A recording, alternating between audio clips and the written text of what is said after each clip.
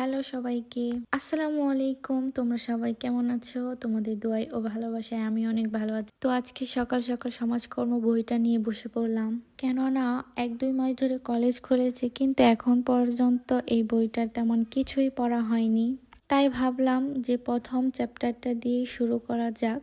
তো প্রথম চ্যাপ্টারটার নাম হচ্ছে প্রকৃতি ও পরিধি। এই অধ্যায়ে 10টা পাঠ আছে, আজকে হচ্ছে 5টা পাঠ পড়ব।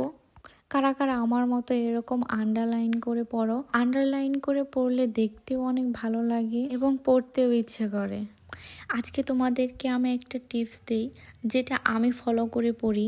আমার অনেক কাজে লেগেছে এই টিপসটা হচ্ছে যে দেখবে তোমার যে সংজ্ঞাটা কঠিন মনে হচ্ছে এবং তোমার মুখস্থ হচ্ছে না, সেটা তুমি দেখেই লিখবে, তারপর মুখস্থ করবে, দেখবে সেটা তুমি অতি সহজেই পারছো। আর সবাই আমার হাতের লেখাটা ইগনোর করবা, কারণ আমার লেখাটা এত বাজে যে ক্লাস 3-4-এর বাচ্চাদের থেকেও বাজে। এই বিষয়টা নিয়ে আমি অনেক চিন্তায় আছি, তার উপর আবার নিচে মানবিক, সব মিলিয়ে অনেক টেনশনে আছি।